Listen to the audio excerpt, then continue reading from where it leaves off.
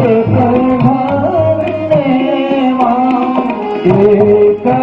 ही धर्म एक व्रत नेमा, एक ही धर्म एक व्रत नेमा, काय वचन मन पति पद प्रेमा, मन पति पद प्रेमा, काय वचन मन पति पद प्रेमा।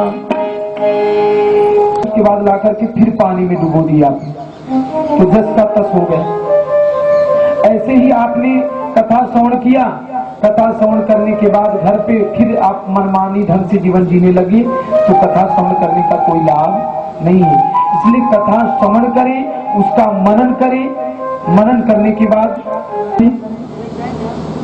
तो एक बार अंबिका वन में सारे ब्रजवासी, अंबिका वन में सारे ब्रजवासी देवी मैया का पूजन करने के लिए गए। सभी ब्रजवासी सरस्वती नदी में जागरण करके देवी माँ के गीत गाने लगे। नीचे छांव लेट गए और उनको नींद आ गई। नींद आ गई तो आकर के एक अजगर उनके पैर को पकड़ करके लेके चला गया। सारे ब्रजवासी जाकर के भगवान श्री कृष्ण को खबर दिए कि आपके बाबा, जैसे हमारे मनुष्य हुई है ऐसे मनुष्य के बाद यक्ष किन्नर गंधर्व विद्याधर योनि, उसके बाद देवता की योनि। तब उस अजगर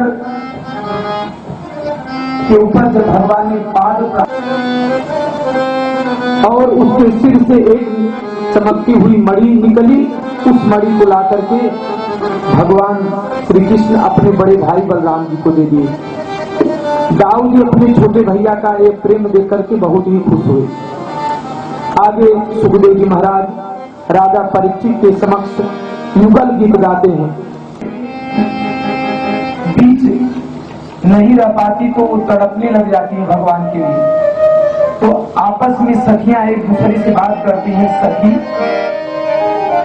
सखी कहती है कि जब कन्हैया टेढ़े होकर के बांसुरी बजाते हैं सखी कितने प्यारे लगते हैं, कितने अच्छे लगते हैं। दूसरी सखी उसका जवाब देती थी, हाँ सखी, हमारे जो मनमोहन श्याम है ना, उनकी जो भी लीलाएं हैं, जो भी अदाएं हैं, सब मन को मोह लेने वाली है। एक लाइन बाजे मुरलिया फूल पे माला विराजे, आजे मुरलिया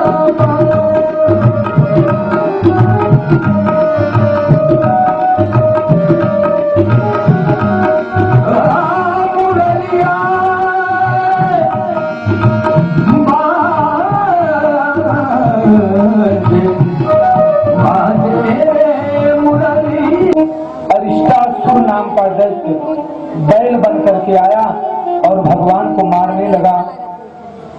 तो भगवान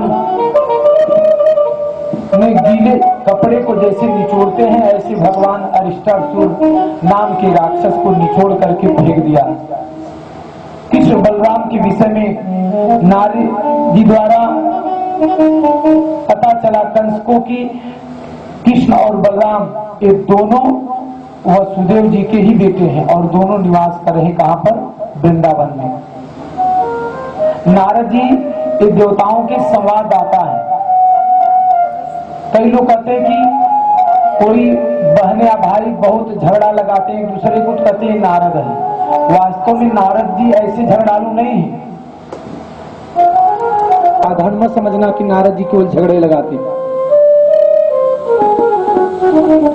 तो नारद जी ने जाकर के कंस को सावधान किया, तू इतने इतने राक्षसा, उसका गोविंदाय नमो नमः हो गया।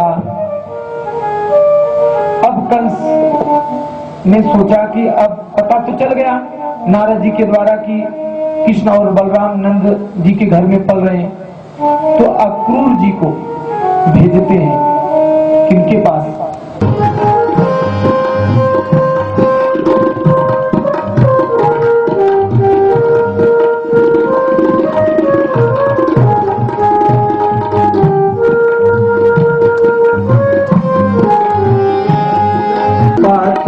में हमारी कमी रह गई, पात्रता में हमारी कमी रह गई।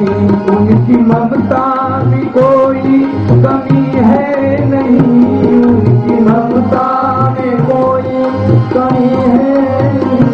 योग्यता में हमारी कमी रह गई, योग्यता में हमारे कमी रह गई। जय हो भगवान के और गुरु की। क्षमता में कोई कमी है नहीं, उनकी क्षमता में कोई कमी है नहीं, उनकी क्षमता में कोई कमी है नहीं, उनकी क्षमता में कोई कमी है नहीं। पुत्रता में हमारे कमी रह गई, पुत्रता में हमारे कमी रह गई।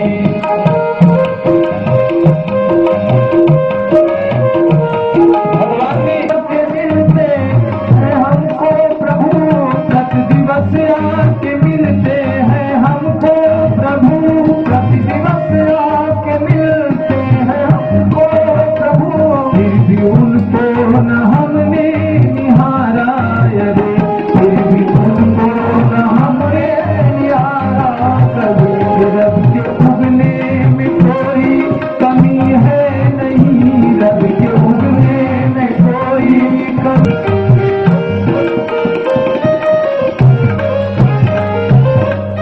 दोष देता उन्हें नीच गिरधर वृथा, दोष देता उन्हें, दोष देता उन्हें नीच गिरधर गई। पुत्रता में हमारे कमी रह गई। भगवान तो सच्चे माई बाप हैं, लेकिन हम सच्चे बेटे नहीं हैं।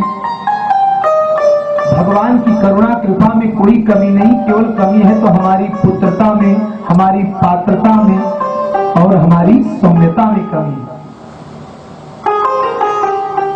तो अब जिन मेरा तो ये सौभाग्य है, बड़े बड़े योगी जति हजारों वर्ष तक तपस्या करने के पश्चात भी जिन प्रभु का दर्शन नहीं कर पाते, ऐसे प्रभु के दर्शन हमको करने को मिलेंगे। लेकिन साथ में भी सोच रहे हैं कि प्रभु को जब पता चलेगा, चलो कथा में चलते, दूसरा मन करता नहीं, गेहूं की अभी मड़ाई करनी है, किसी के घर में शादी है, वहां पर भी निमंत्रण में जाना है। तो आपका ही मन दो बातें आपको बताता है। मन की दो धाराएं होती हैं, एक सात्विकता के तरफ ले जाती है मन की धारा, और दूसरी मन की धारा राजसी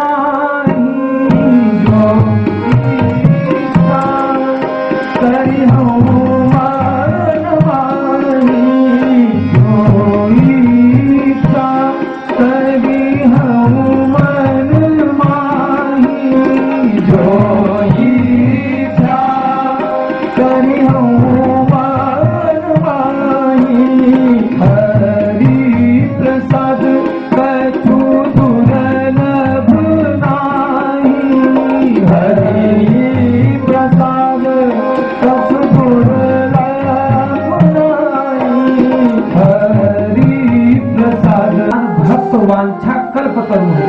कल्पतरु के समक्ष आप जो भी कल्पना करते हैं वो कल्पतरु को समझ में आ जाता है।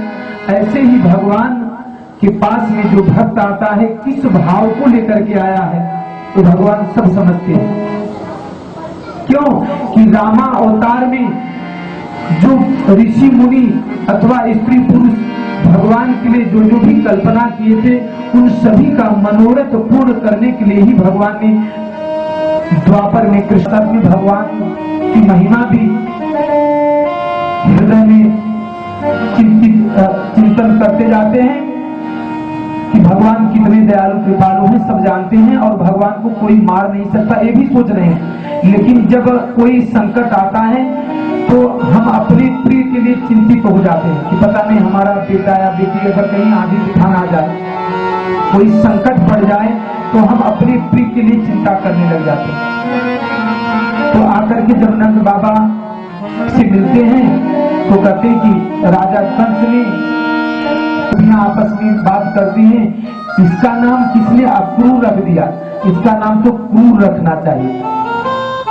हमारे जो प्राण आधार हैं, जिनके बिना हम एक पल, मैं जानू या हो जाने, वो दुख वाला धुन लगाओ, वो छुड़ लगाओ। मोहन से दिल क्यों लगाया है यार, मैं क्यों लगाया है यार, मैं जानू या हो जाने, या मैं जानू या हो जाने, या मैं जानू या हो, उतना जगने पकना मतिया, इतना तुझे दिल ने याद किया, उतना जगने पकना मतिया, उतना जगना है, बदनामी का फल क्या पाया है, या मैं जानू या हो जाने, या मैं जानू या हो जाने, मोहन से दिल क्यों लगाया है, या मैं जानू है वो मिलता ही नहीं। यशोदा मैया के घर गोपियां आ जाती दूसरे को मिलने के लिए, माखन चोरी के बहाने, बड़ी बात इसमें भी है। मिलता है वो मिलता भी नहीं, नजरों से मेरी हटता भी नहीं, मिलता है वो मिलता भी नहीं, नजरों से मेरी हटता भी नहीं, ये कैसा ये अभी भरा नहीं, अभी ना जाओ ये अभी भरा, अभी ना जाओ ये अभी भरा। बाहर कर रहे हैं गुरु जी, तो कृष्ण और बलराम को बाहर भी देख रहे हैं रथ पर, बोले ये क्या बात है, फिर डुबकी लगा रहे हैं तो देख क्या रहे कि प्रहलाद आदि भक्त और अनेक देवी देवता भगवान की स्तुति कर रहे हैं। कहां पर, यमुना जल के भीतर स्तुति कर रहे हैं। तब पता चला अक्रूर जी को कि ये तो साक्षात परब्रह्म परमात्मा है, क्योंकि भगवान ने यमुना जल के भीतर ही अक्रूर जी को अपना चतुर्भुज स्वरूप दिखा दिया, शंख चक्र गदा पद्म आदि के रूप में भगवान। और भगवान मानो बताना चाहते हैं कि साक्षात आदि पुरुष हूं मैं। देखिए मिथिलापुरी और मथुरापुरी की जो लीलाएं हैं लगभग कुछ मिलती जुलती हैं। अब जैसे ही बलराम और कृष्ण